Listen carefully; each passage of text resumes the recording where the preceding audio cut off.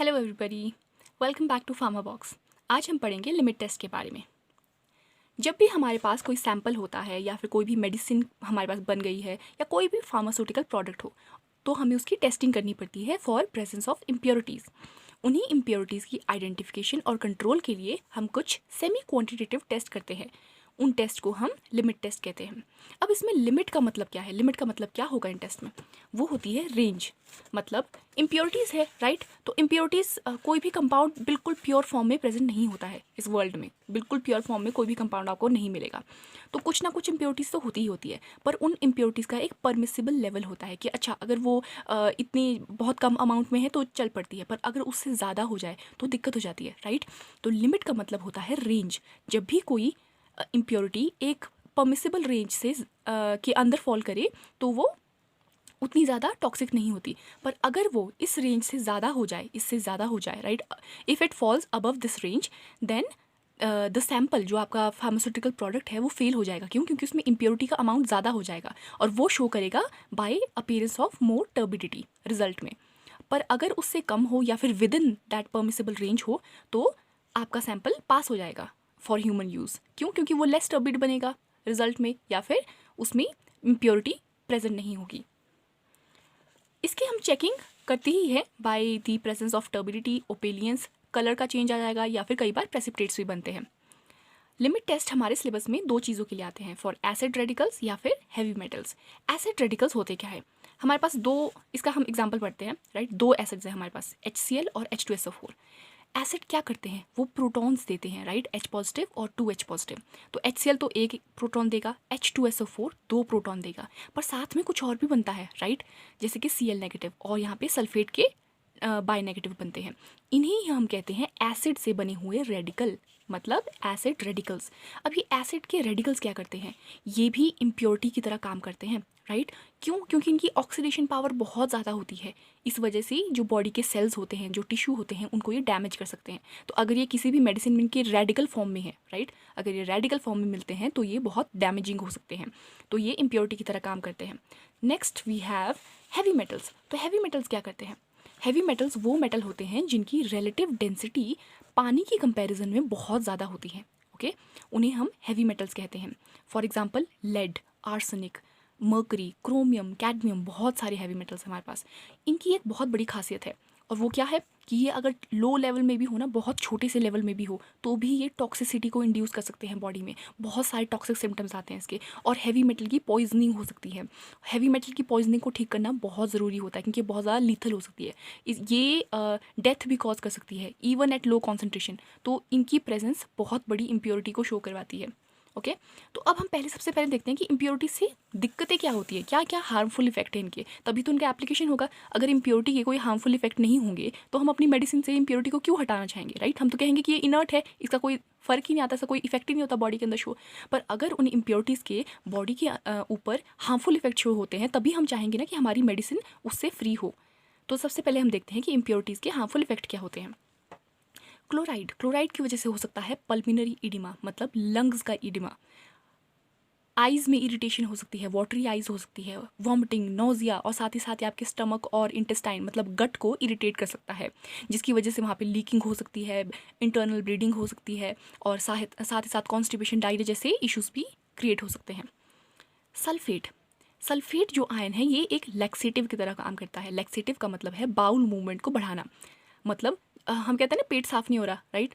तो ये पेट को साफ करवाता है, लैक्सेटिव का काम करता है ये। पर अगर कोई भी पेट साफ करने वाली चीज़ ज़्यादा अमाउंट में हो जाए तो उसकी वजह से क्या होगा? डायरिया, स्किन इरिटेशन भी हो सकती है। Then we have lead. Lead is the most toxic heavy metal element. तो इसका टेस्ट हमेशा याद करना, ये बहुत इंपॉर्टेंट है, ओके? कई साल पहले ना न्यूज़ आई थी कि मैगी बैन हो गई थी, पूरी इंडिया में मैगी बैन हो गई थी। क्यों? क्योंकि उन्होंने कहा था कि इसमें पॉसिबिलिटी है कि लेड की इम्प्योरिटी प्रेजेंट हो, और उसकी वजह से होता क्या है? मेटाबॉलिक डिसऑर्डर्स होते हैं, कॉन्स्टिपेशन, हेडेक, और साथ ही साथ ये बीपी को बढ़ा देती है। लेड की वजह से बढ़ने वाली बीपी को हम कहते हैं प्लम्बिज्म या फिर saturnism. Then we have iron. Iron भी इम्प्योरिटी की तरह काम करता है? ऑफ कोर्स, आयरन की एक रेंज होनी चाहिए। हमने कहा था ना लिमिट टेस्ट है, तो हर चीज़ लिमिट में प्रेजेंट होनी चाहिए बॉडी के अंदर। अगर उससे कम होगी तो डेफिशिएंसी सिम्टम्स होंगे, अगर उससे ज़्यादा होगी तो टॉक्सिसिटी सिम्टम्स होंगे। तो आयरन अगर ज़्यादा हो तो उसकी वजह से डायरिया, एब्डोमिनल पेन और साथ ही साथ इंटेलेक्चुअल एबिलिटीज़ भी डिसअपेयर हो सकती हैं। हमारी बॉडी में पर बॉडी का जो वेट है, पर केजी वेट है, उसमें 20 mg तक आयरन की लिमिट होती है। अगर उससे ज़्यादा आयरन हो तो ये टॉक्सिसिटी के सिम्टम्स कॉज कर सकता है। Next is arsenic. आर्सेनिक सबसे ज़्यादा कैंसर कॉजिंग हैवी मेटल है, ठीक है। इसकी वजह से कैंसर ऑफ स्किन, लंग और साथ ही साथ यूरिनरी ब्लैडर का कैंसर भी होता है। ये स्किन में लेजन्स, राइट, छाले टाइप से आ जाते हैं। साथ ही साथ नोजिया और वॉमिटिंग को भी रिपोर्ट किया गया है। मर्करी, मर्करी हमेशा आपकी न्यूरोलॉजिकल सिस्टम को अटैक करता है। ये करता है न्यूरोलॉजिकल डिसऑर्डर्स, और इसमें सबसे फेमस है हमारे पास मीना माटा। ये हुआ था जापान में, ओके। ये डिजीज़ हमारे पास शो हुई थी जापान में। इसमें क्या हुआ था कि इंडस्ट्रियल वेस्ट जाता था डायरेक्टली सी में, और उस इंडस्ट्रियल वेस्ट के अंदर प्रेजेंट था मर्करी। तो वहाँ की जो समुद्र के अंदर मछलियाँ थी ना, वो उस इंडस्ट्रियल वेस्ट को खाती थी, और वो मर्करी उनकी बॉडी के अंदर एक्यूमुलेट करता गया। अब जापान में सी फूड खाने की बहुत, राइट, वहाँ पे बहुत प्रचलन है सी फूड खाने का। तो लोगों ने वही मछलियाँ मार कर खाना शुरू कर दिया। अब क्या हुआ कि मछलियों के थ्रू वो मर्करी ह्यूमन बॉडी के अंदर भी एक्यूमुलेट होना शुरू हो गया, और उसकी वजह से जो डिजीज़ हुई उसे कहते हैं हम मीना माटा। ये वहाँ की बहुत बड़ी एपिडेमिक बन चुका था वहाँ पे, राइट। और साथ ही साथ इसमें क्या होता है कि मसल्स को भी वीक कर देता है, हेडेक और न्यूरोलॉजिकल डिसऑर्डर्स बहुत ज़्यादा हो जाते हैं इसमें। Next we have cadmium. Cadmium भी कार्सिनोजेनिक होता है। ये किडनी के डिसऑर्डर्स करता है और आपकी बोन्स को भी फ्रेजाइल, उन्हें वीक बनाता है। क्रोमियम, क्रोमियम करता है respiratory disorders, coughing, sneezing, runny nose, जो भी रेस्पिरेटरी डिसऑर्डर्स होते हैं ना, वो क्रोमियम की टॉक्सिसिटी की वजह से होते हैं। तो अब हम आगे देखेंगे लिमिट टेस्ट। सबसे पहले हमारे पास है limit test of chloride ion. तो जब भी हम लिमिट टेस्ट करते हैं तो हमें कुछ बातों का ध्यान रखना चाहिए होता है कि हमें सबसे पहले देखना है प्रिंसिपल। ये बहुत इंपॉर्टेंट है। प्रिंसिपल याद हो गया तो आपको बाकी सारी चीज़ें ईजिली याद हो जाएंगी, ठीक है। इसी का एक्सटेंशन है बाकी सारी हेडिंग्स जो भी हैं। इंस्ट्रूमेंट रिक्वायर्ड, ये वही होते हैं नेस्ले सिलेंडर, जो कि आपको दिख रहा है, ये होता है। कई लैब्स में अवेलेबल नहीं होता उतनी क्वांटिटी में, तो क्या करते हैं आप इसे टेस्ट ट्यूब में भी कर सकते हो इस टेस्ट को, राइट। पर जब भी आप लिखोगे तो वहाँ पे नेस्ले सिलेंडर लिखना। क्यों? क्योंकि इसे स्पेशली एम्प्लॉय किया जाता है इन टेस्ट को परफॉर्म करने के लिए। जो भी बड़ी बड़ी लैब्स होती हैं ना, गवर्नमेंट ऑथराइज लैब्स होती हैं, वहाँ पे नेस्ले सिलेंडर ही यूज़ करते हैं। इसलिए हम जब भी लिखेंगे, अपने पेपर्स लिखें या फिर अपने नोट्स बनाएं, वहाँ पे आप नेस्ले सिलेंडर ही लिखो। Test tube, measuring cylinders, dropper, weighing balance, spatula, beaker, ये सारे इंस्ट्रूमेंट्स रिक्वायर्ड होते हैं। तो मैं इसे एक बार लिख रही हूँ और हर बार हम हर लिमिट टेस्ट में से रिपीट करेंगे इन हेडिंग्स को। फिर आते हैं केमिकल रिक्वायर्ड। तो हर टेस्ट के लिए अलग अलग केमिकल होते हैं। हर जो इम्प्योरिटी का आप आयन चेक करना चाहते हो, उनके लिए अलग अलग केमिकल्स होते हैं, और उनकी सर्टन कॉन्सेंट्रेशन होती है, जिस कॉन्सेंट्रेशन में हमें उन्हें यूज़ करना पड़ता है। तो ये भी याद करने की ज़्यादा इंपॉर्टेंट नहीं होती है, आपको सिर्फ रिएक्शन याद होना चाहिए। अगर आपको रिएक्शन याद होगा तो इसी से आपके ये सारी चीज़ें हो जाएंगी, और साथ ही साथ प्रोसीजर भी इससे हो जाता है। तो देखते हैं ये कैसे करता है काम। प्रिंसिपल, प्रिंसिपल होता है कि इसका बेसिस क्या है, जो आप परफॉर्म कर रहे हो रिएक्शन, इसका बेसिस क्या है। तो वो बेसिस होता है रिएक्शन का नाम। क्लोराइड आयन को जब हमें चेक करना है तो उसे हम चेक करते हैं वाया प्रेसिपिटाइजेशन रिएक्शन। हम सिल्वर नाइट्रेट को क्लोराइड आयन के साथ रिएक्ट कराते हैं under acidic medium, HNO3, right, nitric acid देते हैं एसिडिक मीडियम के लिए, जिसकी वजह से सिल्वर क्लोराइड के प्रेसिपिटेट्स, राइट, प्रेसिपिटेशन रिएक्शन है ना, तो सिल्वर क्लोराइड के प्रेसिपिटेट्स ऑब्टेन हो जाते हैं। ये ही बनाता है इस लिमिट टेस्ट का प्रिंसिपल। तो अब हमें याद करना है, तो हम याद क्या करेंगे, हम सबसे पहले देखेंगे सिर्फ इस फॉर्म को, यहाँ तक, आगे नहीं देंगे, प्रोडक्ट नहीं देंगे। हम देखेंगे रिएक्टेंट और मीडियम प्रोवाइडेड, उसी से आगे का सारा काम अपने आप हो जाएगा, राइट। तो देखते हैं हमारे पास रिएक्टेंट क्या है। हमारे पास है AgNO3, सिल्वर नाइट्रेट। हमेशा उसका नाम भी लिखो नीचे, सिर्फ AgNO3 पे खाली मत छोड़ देना, उसके नीचे उसका जो IUPAC नेम होता है ना वो लिखो, क्योंकि वरना क्या होता है कि जो प्रोफेसर्स होते हैं वो आधा ही नंबर देते हैं, ओके। ये एक प्रोटोकॉल होता है जो फॉलो होता है नंबरिंग के टाइम। तो हमारे पास है सिल्वर नाइट्रेट, ये डिसोसिएट करके क्या आयंस बनाएगा, सिल्वर का पॉजिटिव और नाइट्रेट का नेगेटिव। साथ में ये है क्लोराइड का कंपाउंड।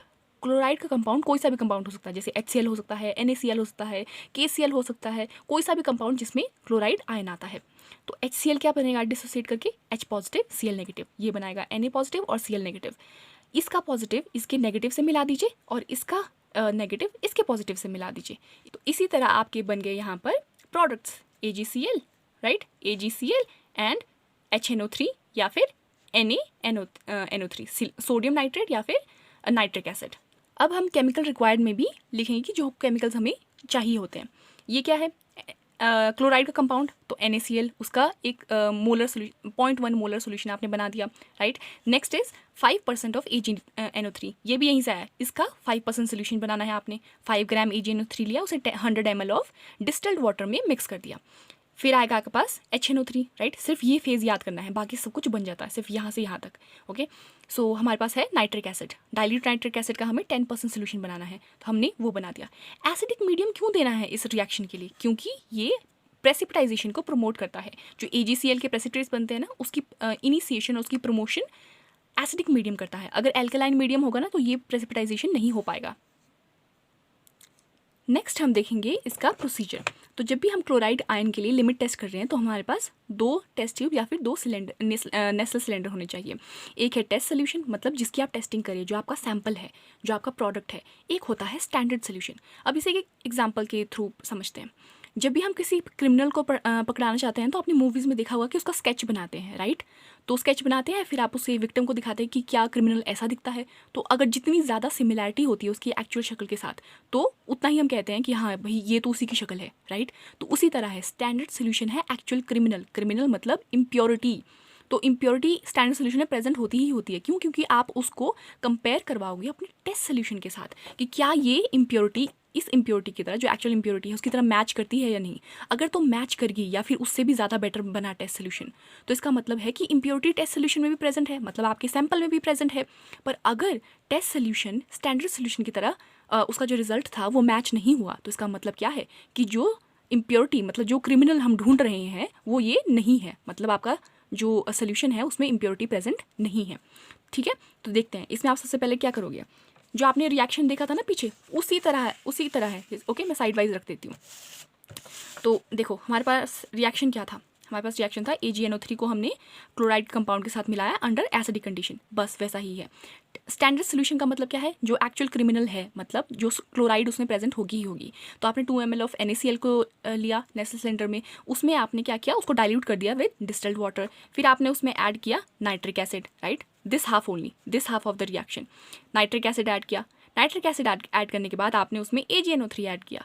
AgNO3 ऐड करने के बाद आपने इस पूरे सोल्यूशन को 5 मिनट के लिए साइड में रख दिया ताकि वो रिएक्शन कंप्लीट हो सके AgCl की फॉर्मेशन के लिए, और इसमें बन जाएंगे वाइट प्रेसिपिटेट्स। क्यों? क्योंकि इसमें क्लोराइड का आयन आपने एक्चुअली ऐड किया, साथ में AgNO3 और एसिडिक मीडियम प्रोवाइड कर दिया, राइट। इसमें तो बनेंगे वाइट प्रेसिपिटेट्स स्टैंडर्ड सोल्यूशन में। क्यों? क्योंकि ये तो एक्चुअल क्रिमिनल है ही है, राइट। क्योंकि इसमें इम्प्योरिटी हमें दिखानी है, तो ये तो हो जाएगा, इसमें प्रेसिपिटेट्स आएंगे ही आएंगे। पर टेस्ट सोल्यूशन जो कि आपका सैम्पल कंपाउंड है, उसका क्या होगा? उसमें आप NaCl की जगह उसमें आप क्या डालोगे, अपना सैंपल, जो आपको गिवन सैंपल, आपको पता ही नहीं कि वो सैंपल है क्या, राइट, कि उसमें क्लोराइड आयन प्रेजेंट है कि नहीं, उसे आप रिएक्ट करवाओगे फिर से सेम। बस आप इसमें सैंपल डालोगे और बाकी का पूरा प्रोसीजर इसी का कॉपी है, राइट। डिस्टिल्ड वाटर और नाइट्रिक एसिड डाला, फिर उसमें आपने फिर से AgNO3 डाल दिया और उसको 5 मिनट के लिए साइड में रख दिया। अगर तो इस सैंपल में NaCl हुआ तो ये AgCl बनाएगा, राइट। अगर इस सैंपल में NaCl हुआ तो वो क्लोराइड आयन AgNO3 के साथ रिएक्ट करके वाइट प्रेसिपिटेट्स बनाएगा। अगर इस सैंपल में क्लोराइड आयन नहीं हुआ, राइट, अगर इसमें क्लोराइड आयन नहीं हुआ तो क्या होगा, तो AgCl की फॉर्मेशन नहीं हो पाएगी। फॉर्मेशन नहीं हो पाएगी तो मतलब वाइट प्रेसिपिटेट्स जो होंगे वो टेस्ट सोल्यूशन में शो नहीं होंगे, राइट, यही मतलब है। तो अब हम देखते हैं इसका इन्फ्रेंस क्या है, इन्फ्रेंस या फिर इसका रिजल्ट क्या है। तो अगर क्लोराइड आयन प्रेजेंट हुए तो AgCl बनेगा तो आपका जो टेस्ट सोल्यूशन है उसमें टर्बिडिटी शो होगी, मतलब वाइट प्रेसिपिटेट की वजह से उसमें टर्बिडिटी शो होगी। अगर उसमें टर्बिडिटी शो हुई तो इसका मतलब है कि क्लोराइड आयन प्रेजेंट है, मतलब इम्प्योरिटी प्रेजेंट है, मतलब आपका जो टेस्ट सैंपल है वो फेल हो जाएगा, ओके। पर अगर इसमें क्लोराइड आयन प्रेजेंट नहीं हुआ आपके सैंपल में तो वो टर्बिडिटी शो नहीं करेगा, और टर्बिडिटी शो नहीं करेगा तो आप उसको स्टैंडर्ड की टर्बिडिटी के साथ आप उसे कंपेयर करवाओगे और कहोगे कि देखो इसकी टर्बिडिटी तो इससे कितनी कम है या फिर है ही नहीं, राइट। उसका मतलब है कि क्लोराइड आयन प्रेजेंट नहीं है आपके सैंपल में, मतलब आपका जो इम्प्योरिटी है वो उसमें नहीं है, तो आपका सैंपल क्या हो जाएगा, आपका सैंपल हो जाएगा पास, ओके।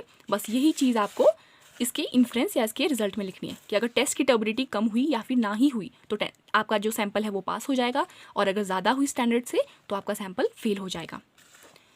अब एक चीज़ आती है हमारे पास मॉडिफाइड क्लोराइड टेस्ट, ओके। ये हमारे एनालिसिस में और इनऑर्गेनिक में भी है। अब कई बच्चे इसमें कंफ्यूज हो जाते हैं, राइट। तो हमारे पास क्या हुआ कि ये सिंपल है, बहुत सिंपल है।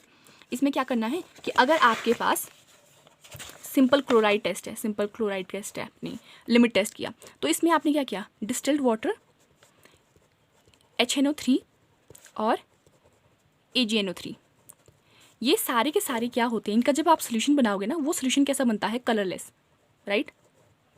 मान लीजिए इस पूरे सोल्यूशन का वॉल्यूम है 100 ml। 100 ml में जो कलरलेस वॉल्यूम सोल्यूशन बना, उसमें अगर आप अगर उसमें आप 20 ml ऑफ कोई वाइट कलर का सोल्यूशन डालोगे, कोई भी वाइट कलर का सोल्यूशन डालोगे, तो क्या वो दिखेगा रिजल्टेंट में, दिखेगा ना, क्यों, क्योंकि ये कलरलेस और ये वाइट है, तो ये पूरे सोल्यूशन को टर्बिड या फिर मिल्की सा बना ही देगा। जो रिजल्टेंट सोल्यूशन बनेगा वो एक मिल्की सा सोल्यूशन बन ही जाएगा, राइट।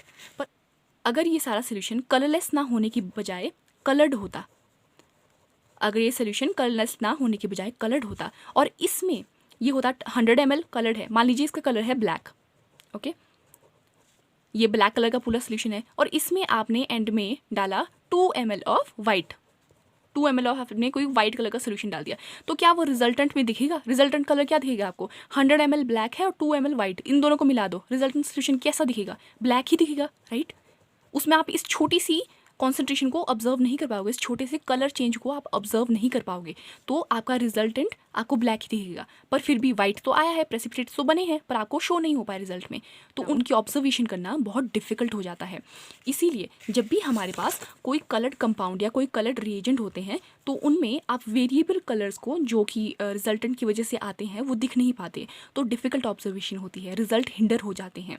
तो इसी वजह से आपको मॉडिफाइड क्लोराइड टेस्ट करना पड़ता है जब आपके रिएजेंट या फिर कोई भी कंपाउंड उसमें कलर्ड कंपाउंड हो। तो इसमें क्या होता है, देखो वही रिएक्शन है, सेम रिएक्शन है, पिछले वाली रिएक्शन है, इसमें भी आप इंस्ट्रूमेंट्स लिखोगे, इसमें भी आप प्रिंसिपल लिखोगे, पर इसमें एक रिएक्शन एक्स्ट्रा आएगा, वो है डीकलराइजेशन।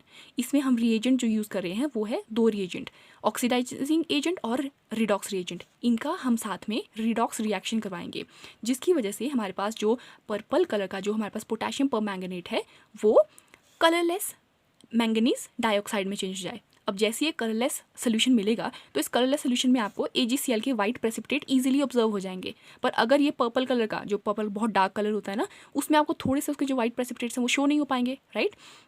तो इसीलिए हम सबसे पहले रिएजेंट्स की डीकलराइजेशन करवाते हैं वाया रिडॉक्स रिएक्शन। तो हमने पोटेशियम परमैंगनेट और इथेनॉल को रिएक्ट करवाया, जिसकी वजह से हमारे पास मिले एसिटाल्डिहाइड, KOH, वाटर और MnO2। तो ये सारा के सारे प्रोडक्ट्स क्या होते हैं, कलरलेस होते हैं। तो अब देखते हैं इस रिएक्शन को हम एक्चुअली करवाते कैसे हैं। हम लेते हैं 1.5 ग्राम KMnO4, उसे हम डाइल्यूट करते हैं डिस्टिल्ड वाटर से, फिर इस पूरे सोल्यूशन को हम वाटर बाथ के ऊपर हीट होने के लिए रख देते हैं। उसके बाद हम उसमें धीरे से ऐड करते हैं 95% ऑफ इथेनॉल, ओके, इथेनॉल। पूरे सोल्यूशन को फिर हम कूल होने देते हैं, कूल होने के बाद उसे फिर से डाइल्यूट करते हैं विद डिस्टिल्ड वाटर, और पूरे सोल्यूशन को एंड में हम फिल्टर कर देते हैं। जो फिल्टर करने के बाद हमारे पास सोल्यूशन बना वो पूरा कलरलेस सोल्यूशन होता है, क्यों, क्योंकि रिडॉक्स रिएक्शन उसमें कंप्लीट हो चुका है। उसी कलरलेस सोल्यूशन को हम टेस्ट सोल्यूशन की तरह यूज़ करते हैं, और उसके बाद देखते हैं टेस्ट सोल्यूशन और स्टैंडर्ड सोल्यूशन। ये पूरा सेम वही है जो इस रिएक्शन का हमने पीछे क्लोराइड टेस्ट में किया था ना, बस उसी को आप इसमें कर दीजिए। बस इसमें हम लिखेंगे कि टेस्ट सोल्यूशन में हमने जो सोल्यूशन यूज़ किया वो एक्चुअली ये सोल्यूशन था, ठीक है। और इसके पूरे टेस्ट के जो भी ऑब्जर्वेंस होगी, टर्बिडिटी होगी, वो पूरा सेम पिछले रिएक्शन की तरह ही होता है। Next limit test we have for sulphate. अब सल्फेट के लिए हमें जो टेस्टिंग करनी है, सल्फेट की इम्प्योरिटी को टेस्ट करने के लिए, वो होती है based upon the production of barium sulphate. ये भी प्रेसिपिटाइजेशन रिएक्शन ही है, पर इसमें बेरियम सल्फेट क्या करता है, प्रोड्यूस मिल्कीनेस को प्रोड्यूस करता है, ओके। तो हम लेंगे बेरियम क्लोराइड, उसे रिएक्ट करवाएंगे सल्फेट की इम्प्योरिटी के साथ अंडर एसिडिक मीडियम, जिसकी वजह से बेरियम सल्फेट बनता है जो मिल्कीनेस क्रिएट करता है, और साथ ही साथ एसिड के रेडिकल्स भी बनते हैं। तो बेरियम हमें याद क्या करना है, हमें याद करना है सिर्फ इस हाफ ऑफ रिएक्शन को, यहाँ से लेकर यहाँ तक का रिएक्शन, बाकी सारी चीज़ें कॉपी पेस्ट ही होती हैं, ठीक है। इसे हमें याद करने की ज़रूरत नहीं है। तो बेरियम क्लोराइड किस में डिसोसिएट करता है, बेरियम 2 पॉजिटिव और क्लोराइड के 2 आयंस। सल्फेट का कंपाउंड कुछ भी हो सकता है, जैसे मान लीजिए हमने लिया है पोटेशियम सल्फेट, 2 पोटेशियम बने इसके और 2 बने सल्फेट के, एक बना सल्फेट का आयन। बस इसे क्रॉस कर दो, यहाँ का पॉजिटिव इसके नेगेटिव के साथ, इसका पॉजिटिव पहले वाले के नेगेटिव के साथ, बेरियम सल्फेट प्रोडक्ट बन गया। और पोटेशियम क्लोराइड, ये आपका 2 पोटेशियम क्लोराइड के यहाँ पे मॉलिक्यूल्स आ जाएंगे रिजल्टेंट में, ठीक है। प्रोडक्ट ये दोनों बन गए, ओके। अब हमें केमिकल रिक्वायर्ड देखना है, बस इसी को देख लो। सबसे पहले एसिडिक मीडियम के लिए आपको क्या चाहिए, HCl, ओके। और HCl क्या करता है, ये सल्फेट की तो मिल्कीनेस करवाएगा क्रिएट, पर जो ये एसिडिक आयन बने हैं ना रेडिकल, इनकी प्रेसिपिटाइजेशन को भी प्रिवेंट करवाता है by the effect of common ion effect. Okay. अब हमें चाहिए बेरियम क्लोराइड। ठीक है, बेरियम क्लोराइड हमें हमेशा मिलेगा बेरियम सल्फेट रिएजेंट के अंदर। ठीक है, बेरियम सल्फेट का रिएजेंट हम क्यों बनाते हैं, इसे हम बनाते हैं, इसका नाम बेरियम सल्फेट का रिएजेंट है, पर इसका सबसे जो मैक्सिमम अमाउंट है वो बेरियम क्लोराइड ही होता है। पर इसे बेरियम सल्फेट हम बोलते क्यों हैं, क्योंकि ये रिएजेंट यूज़ होता है for the identification of sulphate impurity, इसीलिए इसका नाम हमने रखा है बेरियम सल्फेट रिएजेंट। तो बेरियम क्लोराइड के लिए हमें कौन सा रिएजेंट लेना पड़ता है, बेरियम सल्फेट रिएजेंट। ओके, उसमें सबसे ज़्यादा कॉन्सेंट्रेशन किसकी होती है, बेरियम क्लोराइड की। नाम रखा है ऐसा क्यों, क्योंकि हमें सल्फेट इम्प्योरिटी को डिटेक्ट करना है। बेरियम क्लोराइड का हमने 0.5 मोलर लिया, फिर हमने इसमें डिस्टिल्ड वाटर भी है, इथेनॉल भी है, और साथ ही साथ इसमें थोड़ा सा अमाउंट है पोटेशियम सल्फेट का, जो कि इन्हांस करता है आपकी मिल्कीनेस को। साथ ही साथ आप इसे डाइल्यूट करेंगे विद डिस्टिल्ड वाटर। अगेन ये आपका बेरियम सल्फेट का रिएजेंट बन गया। ठीक है, next we have to see its procedure, किस प्रोसीजर को करते कैसे हैं। इसका जो प्रोसीजर हमें करना है वो भी हमें कहाँ से मिलेगा, इसके रिएक्शन से ही। इन्हीं चीज़ों को हमें यहाँ पर डिक्टेट करना है। सबसे पहले स्टैंडर्ड सोल्यूशन। स्टैंडर्ड सोल्यूशन का मतलब क्या है कि उसमें स्टैंडर्ड इम्प्योरिटी प्रेजेंट है, मतलब वो क्रिमिनल है ही है, सबसे बड़ा क्रिमिनल वो ही है। ओके, तो इसमें हमने सबसे पहले क्या लिया, सल्फेट तो इसमें प्रेजेंट होना ही चाहिए, तो सल्फेट का अमाउंट उसमें ज़्यादा प्रेजेंट करते हैं हम, क्योंकि उसमें ज़्यादा इम्प्योरिटी होनी चाहिए, एक्चुअल इम्प्योरिटी। तो वो कहाँ से आएगी, उसका हमने कंपाउंड डाल दिया उसमें। फिर हमने एसिडिक मीडियम प्रोवाइड करने के लिए HCl डाल दिया 5 ml। फिर हमने उसे डाइल्यूट कर दिया with 45 ml of distilled water. फिर हमने उसमें क्या डाला, बेरियम क्लोराइड किसके अंदर है, बेरियम सल्फेट रिएजेंट के अंदर, तो वो भी मिक्स किया।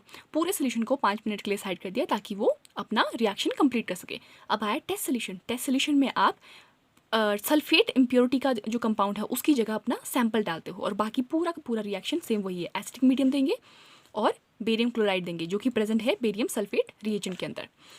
फिर उसका हम रिएक्शन कंप्लीट होने देंगे। रिएक्शन कंप्लीट होने के बाद चेक करेंगे कि उसमें ओपेलियंस मतलब मिल्कीनेस कितनी आई है। अगर वो आपका जो सैंपल है वो तभी पास होगा अगर उसकी मिल्कीनेस स्टैंडर्ड की मिल्कीनेस से कम है, मतलब जो इसके क्राइम है वो स्टैंडर्ड के क्राइम से कम है या फिर है ही नहीं। इसका मतलब क्या होगा कि इम्प्योरिटी प्रेजेंट नहीं है, इम्प्योरिटी एब्सेंट है, तभी तो आपका सैंपल जो है वो पास होगा, क्योंकि उस पर इम्प्योरिटी नहीं होनी चाहिए। सैंपल फेल तब होगा जब उसमें इम्प्योरिटी प्रेजेंट होगी, और वो दिखेगी ज़्यादा ओपेलियंस से, ज़्यादा मिल्कीनेस से। Next we have modified test for sulphate. Okay, sulphate के लिए भी मॉडिफाइड टेस्ट है, क्लोराइड के लिए मॉडिफाइड टेस्ट है। इसमें भी सेम है कि अगर आपके पास कलर्ड कंपाउंड या कलर्ड रिएजेंट हो तो उसमें आपको एंड का जो रिजल्टेंट के प्रेसिपिटेट्स या मिल्कीनेस होती है वो दिख नहीं पाती। तो उसके लिए आप क्या करोगे कि उसके लिए आप सबसे पहले उसकी डीकलराइजेशन करेंगे, राइट। इसमें भी सेम रिएक्शन वही है जो हमने पीछे कहा था ना, पूरा बेरियम क्लोराइड सल्फेट वही रिएक्शन करना है आपको, सेम पीछे वाला, बस रिएजेंट की क्या करनी है, डीकलराइजेशन। और वो कैसे करेंगे, ऑक्सीडाइजिंग एजेंट और रिडॉक्स रिएजेंट की हेल्प से। इसमें भी सेम वही है, पोटेशियम परमैंगनेट लिया, इथेनॉल में डाला, उसको आपने वाटर बाथ पे हीट किया, और हीट करने के बाद आपको पूरा जो एसिटाल्डिहाइड KOH वाटर या फिर MnO2 मिलेगा वो सारा कलरलेस होगा। इसी पूरे सोल्यूशन को जो आपने कलरलेस सोल्यूशन आपको मिलेगा इसे आप यूज़ करोगे एज टेस्ट सोल्यूशन, ठीक है। और इसी में आप परफॉर्म करोगे सिर्फ फिर से यही टेस्ट, और जो आपको कलरलेस सोल्यूशन के पीछे आपको दिखाएगा वाइट कलर की ओपेलियंस या फिर मिल्कीनेस जो सल्फेट के प्रेसिपिटेट्स की वजह से होती है। जब भी आपको कोई वाइट कलर की ओपेलियंस या फिर मिल्कीनेस हो ना, तो वाइट कलर की इसके साथ सबसे अच्छा दिखता है, मतलब कहाँ पे सबसे ब्राइट या इंटेंस दिखेगा, ब्लैक के ऊपर, राइट। कोई भी अगर आपके पास ब्लैक बैकग्राउंड है उसके ऊपर छोटा सा भी वाइट कलर का स्पॉट हो तो दूर से दिखता है ना, तो जब भी आप उसे ऑब्जर्व करोगे कि पीछे एक ब्लैक शीट दिखा दो, राइट, उसके ऊपर अपनी टेस्ट ट्यूब या फिर नेसल सिलेंडर जो भी आप यूज़ कर रहे हो उसे रखो, तो उसके थ्रू क्या होगा कि बैकग्राउंड के ऊपर वाइट ज़्यादा खिल के आएगा, तो आपको उसकी इंटेंसिटी ज़्यादा ईजिली दिखेगी, ज़्यादा ईजिली आप ऑब्जर्व कर सकते हो अपने रिजल्टेंट को। Next we have test for heavy metals, और उसमें सबसे पहले आता है हमारे पास लेड। लेड का जो टेस्ट है ना वो किसी भी हैवी मेटल के लिए हम यूज़ कर सकते हैं, चाहे वो लेड है, चाहे आर्सेनिक है, क्रोमियम है, कैडमियम है, क्योंकि इसका जो प्रिंसिपल है ना वो सभी हैवी मेटल्स के लिए सेम होता है, ठीक है। तो देखते हैं इसमें क्या करते हैं। इसमें हम हैवी मेटल, जिसे मैं यहाँ पे कोई सा भी हैवी मेटल उसे M पॉजिटिव से शो कर रही हूँ।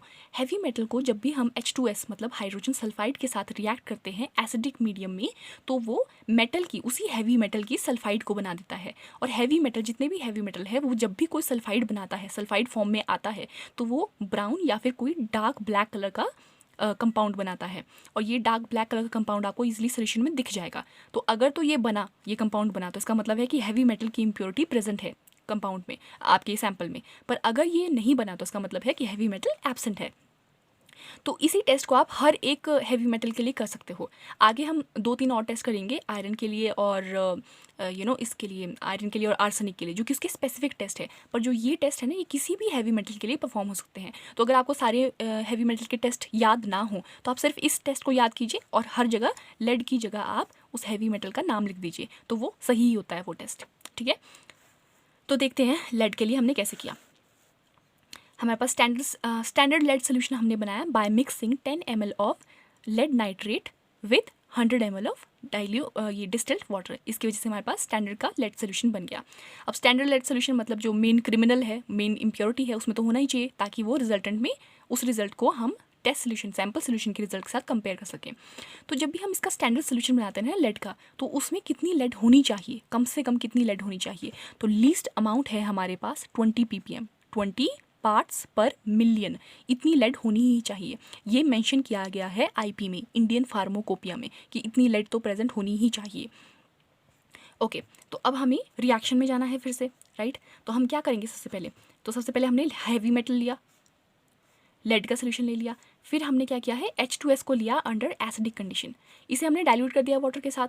उसके बाद आपने उसे क्या करना है, एसिडिक मीडियम देना। पर एसिडिक मीडियम भी कितना, 3 to 4 pH तक का, 1 से 2 वाला एसिडिक मीडियम नहीं, ना ही 5 से 6 वाला एसिडिक मीडियम। स्पेसिफिक रेंज दी गई है एसिडिक मीडियम की और वो है 3 से 4। तो इस 3 से 4 तक का pH अगर तो आपको डायरेक्टली मिल गया, आप अपनी जो भी हैवी मेटल का आपने सोल्यूशन बनाया है उसे आप लिटमस पेपर के ऊपर रखिए। अगर आपके पास ग्रीनिश येलो कलर आया ना, तो इसका मतलब है 3 to 4 तक की जो रेंज है pH की, वो ऑब्जर्व हो चुकी है। पर अगर आपके पास ग्रीनिश येलो कलर का कलर नहीं आया तो इसका मतलब क्या है, इसका मतलब ये है कि आपके पास जो pH है उसमें दिक्कत है। तो देखते हैं pH को हम कैसे ऑब्जर्व करते हैं। 3 से 4 pH जो हमें चाहिए इसके लिए, उसके लिए आता है हमारे पास येलोइश ग्रीन कलर का कलर लिटमस पेपर के ऊपर। ठीक है, येलोइश ग्रीन। मान लीजिए आपका कलर आया, आपका कलर कैसा आया, मान लीजिए आपका कलर आया रेड या ऑरेंज। ठीक है, रेड या ऑरेंज आ गया आपका कलर। तो इसका मतलब है कि जो आपने लेड और पानी का जो डाइल्यूट सोल्यूशन में आपने बनाया है, उसका pH कितना है, उसका pH ज़्यादा है 1 से 2 की रेंज में। अब ये तो हमें नहीं चाहिए। मान लीजिए आपका कलर आया 5 to 6 की रेंज में, मतलब वो चला गया है ज़्यादा से ज़्यादा ग्रीन या ब्लू कलर आ गया है, तो वो एसिडिक एल्कलाइन मीडियम की तरफ चला गया है। ये बहुत ही ज़्यादा एसिडिक मीडियम की तरफ चला गया है और ये बहुत ही ज़्यादा बेसिक मीडियम की तरफ चला गया है। पर आपको कैसा चाहिए, आपको तो 3 से 4 तक की रेंज में चाहिए, राइट। अगर तो ऐसा आ गया है तो आप फर्दर रिएक्शन कर सकते हो। अगर ऐसा नहीं, अगर रेड आया है, ऑरेंज आया है, मतलब एसिडिक मीडियम में आ गया है, तो इसको कम एसिडिक करना है। तो आप इसमें क्या मिलाएंगे, आप इसे मिलाएंगे बेसिक चीज़ें, राइट। बेसिक चीज़ें मिलाते जाएंगे, मतलब बेसिक सोल्यूशन मिलाते जाएंगे, जैसे कि अमोनिया है, उसे मिलाते जाएंगे और बार बार उसकी टेस्टिंग लिटमस पेपर के ऊपर करते रहेंगे जब तक कलर आपके पास येलोइश ग्रीन ना जाए। अगर आपके पास ऐसा रिजल्ट आया है, पहले ग्रीन ब्लू कलर आया है, तो आप क्या करेंगे, बेसिक मीडियम में चला गया वो, राइट। तो उसमें आप क्या मिलाएंगे, एसिडिक मीडियम डालेंगे कोई, जैसे कि डाइल्यूट HCl का सोल्यूशन आप अपने लेड और जो उसका लेड का डाइल्यूट सोल्यूशन है उसमें यूज़ करेंगे, ताकि आपका pH 3 से 4 की रेंज में आ जाए। ओके, तो आप इस pH को मेंटेन करेंगे with the help of basic ammonia या फिर डाइल्यूट HCl सोल्यूशन। ठीक है, और इस जब आपके पास पूरा ये बेसिक मीडियम आ जाए, सॉरी पूरा ये 3 से 4 का जो pH है वो आ जाए, तो उसके बाद आप पूरे सोल्यूशन को डाइल्यूट करोगे विद 35 ml ऑफ H2S ये वाटर को। ठीक है, और एंड में आप इसे मिक्स करोगे H2S, राइट। H2S पहले आपने हैवी मेटल का सोल्यूशन बनाया, उसमें उसकी pH को एडजस्ट किया, फिर आपने उसमें एंड में डाला H2S हाइड्रोजन सल्फाइड का सोल्यूशन। इस पूरे रिएक्शन को आपने 5 मिनट के लिए साइड में रख दिया ताकि ये रिएक्शन अपने आप को कंप्लीट कर सके। हैवी मेटल के आयंस के साथ सल्फाइड आयन रिएक्ट करेगा और बनाएगा मेटल सल्फाइड, और ये हैवी मेटल सल्फाइड बनाती है ब्राउन कलर या फिर कोई डार्क कलर का एक कंपाउंड बनाती है। अब कोई भी डार्क कलर है उसको आपको ऑब्जर्व करना है, तो आपका बैकग्राउंड कैसा होना चाहिए, लाइट कलर का होना चाहिए, मतलब वाइट बैकग्राउंड होना चाहिए। कोई भी वाइट कलर का मतलब कोई कपड़ा हो उसमें छोटा सा दाग हो तो दूर से दिखता है ना, तो उसी तरह आप वाइट बैकग्राउंड पे ब्लैक या ब्राउन कलर के स्पॉट्स को ईजिली ऑब्जर्व कर सकते हो। टेस्ट सोल्यूशन में हैवी मेटल प्रेजेंट है या नहीं आपको नहीं पता, तो आपने सिर्फ सैंपल का सोल्यूशन ले लिया, साथ ही साथ आपने उसका pH भी 3 से 4 तक एडजस्ट किया जैसे हमने यहाँ पर किया था। उसके बाद आप उसे डाइल्यूट कर दोगे, डाइल्यूट करने के बाद उसमें भी H2SO ये हाइड्रोजन सल्फाइड ऐड करेंगे और उसे आप रिएक्ट करने देंगे। अगर हैवी मेटल उसमें प्रेजेंट हुआ तो वो रिएक्ट करके ब्राउन स्पॉट बना देगा, अगर नहीं हुआ तो नहीं बनाएगा। इन दोनों के रिजल्ट को आप कंपेयर करोगे, जिसमें ज़्यादा ब्राउन स्पॉट बनेंगे उसका मतलब है उसमें ज़्यादा लेड की प्रेजेंस है। अगर टेस्ट सोल्यूशन में ज़्यादा ब्राउन स्पॉट बने तो इसका मतलब है टेस्ट सोल्यूशन में इम्प्योरिटी प्रेजेंट है और टेस्ट आपका फेल हो जाएगा, मतलब जो सैंपल है आपका वो फेल हो जाएगा। पर अगर टेस्ट सोल्यूशन की जो इम्प्योरिटी है उसमें जो ब्लैक स्पॉट्स बने उनकी इंटेंसिटी कम है या फिर है ही नहीं एज़ कम्पेयर टू स्टैंडर्ड, तो इसका मतलब है कि उसमें लेड की इम्प्योरिटी एब्सेंट है, मतलब आपका जो सैंपल कंपाउंड है वो पास हो जाएगा। Next test we are doing for iron. अब आयरन का टेस्ट कैसे करते हैं? आयरन की लिमिट टेस्ट के लिए जो हमारा प्रिंसिपल है वो है कॉम्प्लेक्स फॉर्मेशन। हम जो थायोग्लाइकोलिक एसिड यूज़ करते हैं इसमें, जिसकी वजह से जो ग्लाइकोलेट के जो आयन्स हैं वो आयरन के फेरस आयन को ट्रैप कर देते हैं और एक कॉम्प्लेक्स बना देते हैं, ऐसा कॉम्प्लेक्स बना देते हैं, ठीक है। इसीलिए इसका प्रिंसिपल है कॉम्प्लेक्स फॉर्मेशन रिएक्शन। तो अब रिएक्शन देखते हैं कैसे होता है। रिएक्शन में क्या होता है कि जो आपके फेरिक आयन्स है 3 पॉजिटिव को हम फेरिक फॉर्म बोलते हैं आयरन की। आयरन 2 फॉर्म में होता है, फेरिक आयन और फेरस आयन। तो फेरिक फॉर्म का जो आयन है वो रिएक्ट करता है थायोग्लाइकोलिक एसिड के साथ और under the medium of ammonium citrate, और वो बनाता है फेरस आयन। और जो ये एसिड है ये क्या देगा? एसिड देता है प्रोटॉन्स, और साथ ही साथ इसने दो प्रोटॉन्स दिए और साथ ही साथ इसने ये थायोग्लाइकोलेट आयन दिया। ये है थायोग्लाइकोलेट आयन, ये इसके एसिड के प्रोटॉन्स हो गए और ये फेरस आयन हो गया। तो थायोग्लाइकोलिक एसिड सबसे पहले क्या करता है कि फेरिक आयन को कन्वर्ट करता है फेरस आयन में, ठीक है। और जब ये फेरस आयन बन जाते हैं तो ये फेरस आयन रिएक्ट करते हैं विद थायोग्लाइकोलेट आयन, और ये थायोग्लाइकोलेट आयन और फेरस आयन साथ में रिएक्ट करके बनाते हैं ये कॉम्प्लेक्स, ठीक है। और इस कॉम्प्लेक्स का नाम है हमारे पास फेरस थायोग्लाइकोलेट, ठीक है।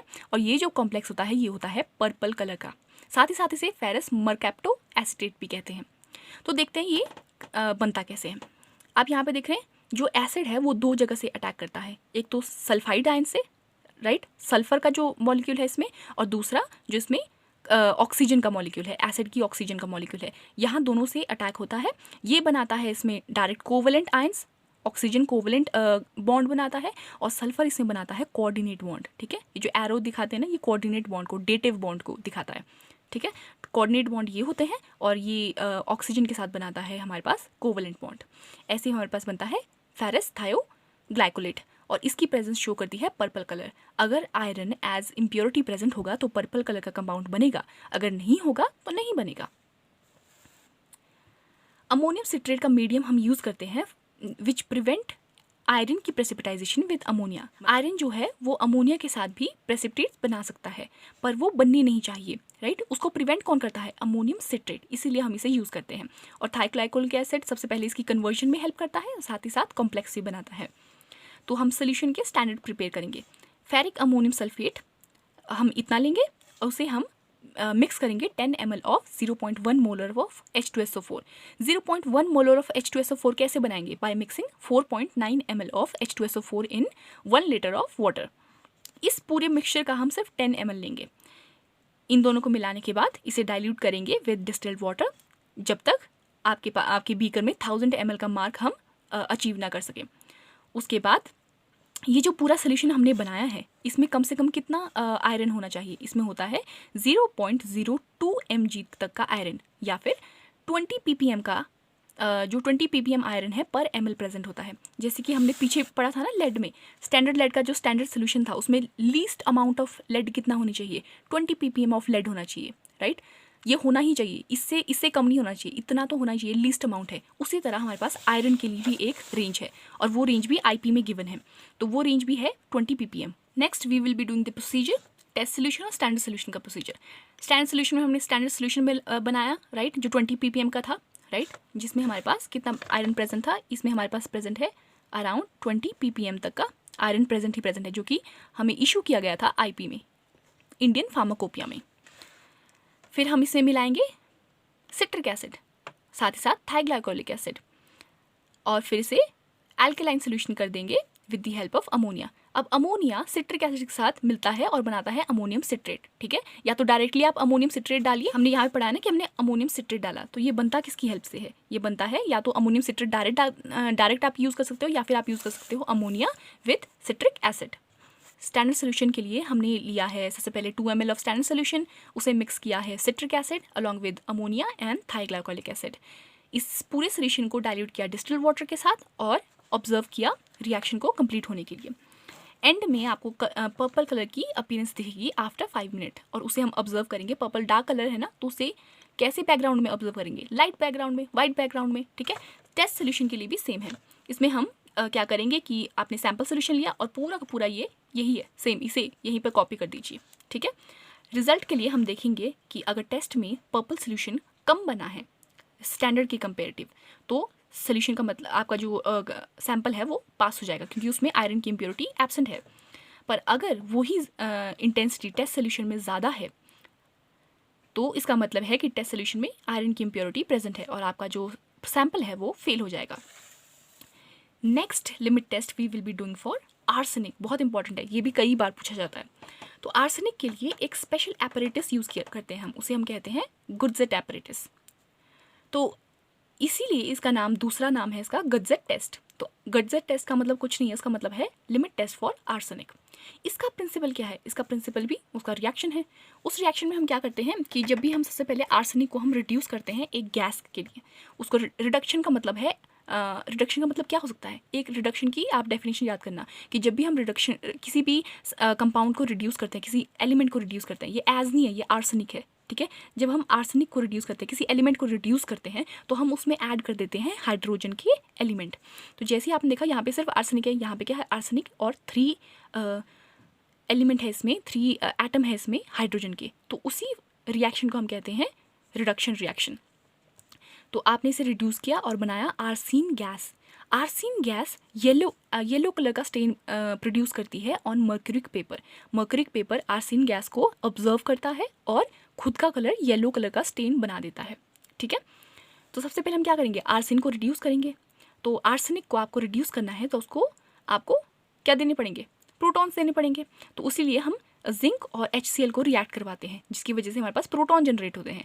ये प्रोटॉन्स फर्दर रिएक्ट करते हैं आर्सेनिक के साथ और उसे आर्सीन गैस में कन्वर्ट करते हैं। ये आर्सीन गैस क्या करती है कि इसे हम ये आर्सेन गैस ऑब्जर्व हो जाती है मर्क्यूरिक क्लोराइड के पेपर के ऊपर।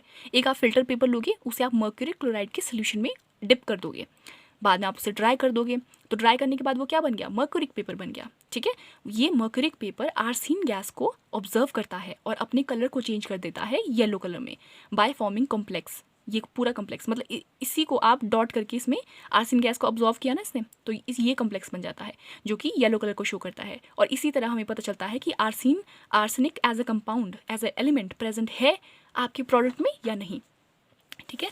तो गडजेट एपरेटस ऐसा होता है, ठीक है, जिसमें हमारे पास ये है पेपर क्लिप, जिसमें ये पेपर है मर्क्यूरिक क्लोराइड से डिप किया हुआ पेपर है। यहाँ पे आप क्या पास आ गया एपरेटस।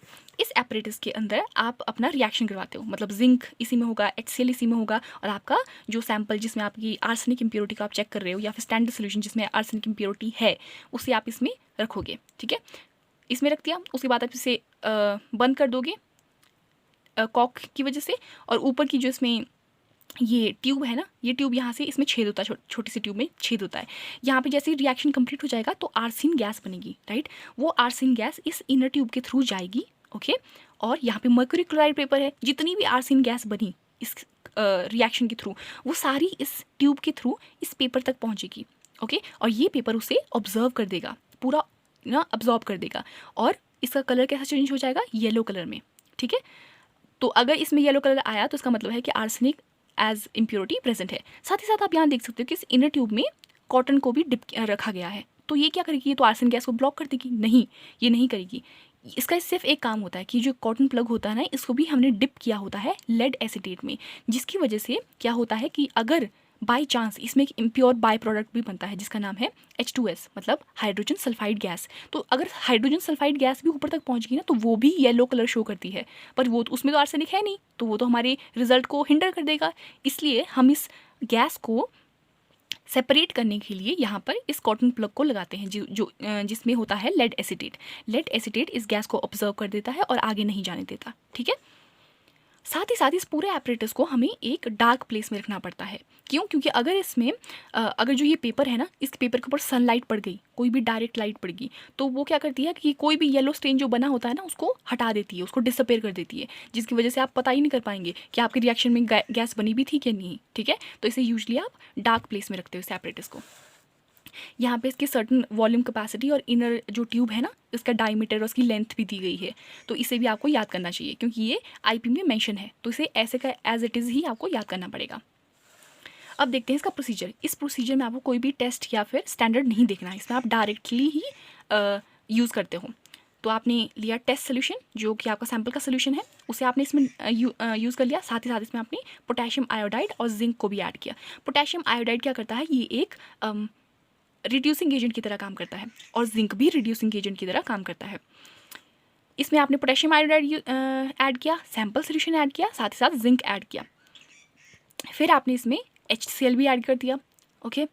इस पूरे सोल्यूशन के लिए आपने क्या किया कि जितने भी रिएक्टेंट्स थे, जितने भी आपको रिएक्टेंट्स रिक्वायर्ड थे, आपने सारे यहाँ पर ऐड कर दिए। फिर आपने इस इनर ट्यूब में लेड एसीटेट से डिप की हुई कॉटन को प्लेस किया और जल्दी से इसे सील टाइट कर दिया, ओके। मर्क्यूरी क्लोराइड का पेपर ऑलरेडी यहाँ पे प्लेस्ड है। इस पूरे रिएक्शन को, जो ये पूरा रिएक्शन है ना, इसके आपने सारे रिएक्टेंट्स यहाँ पर डाल दिए। इस पूरे रिएक्शन को होने के लिए 40 मिनट तक का टाइम लगता है, तो 40 मिनट तक आप इस रिएक्शन को होने देंगे और उसके बाद आप इसे ऑब्जर्व करेंगे। और ये पूरा रिएक्शन कहाँ पर होना चाहिए? डार्क इन्वायरमेंट में होना चाहिए। उसके बाद आप इसे ऑब्जर्व करोगे कि यहाँ पर येलो स्टेन आया कि नहीं आया। तो येलो स्टेन जो आया ना, वो 40 मिनट के बाद आप एकदम से जल्दी से चले जाना ऑब्जर्व करने के लिए, क्योंकि वो जो येलो स्टेन है ना, वो बहुत थोड़े से टाइम के लिए आता है। उसके बाद वो खुद ब खुद डिसअपेयर, मतलब हवा के साथ या फिर जो इन्वायरमेंट है उसकी एयर के साथ भी रिएक्ट कर देता है और डिसअपेयर हो जाता है। तो उसे आपको ऑब्जर्व करना है और बताना है कि आर्सेनिक की इम्प्योरिटीज़ में प्रेजेंट है या नहीं, ठीक है। अब ये सारे लिमिट टेस्ट डन हो चुके हैं और आप इनको, जो भी इनके नोट्स हैं, वो डिस्क्रिप्शन से आप डाउनलोड कर सकते हैं। So, thank you and have a good day.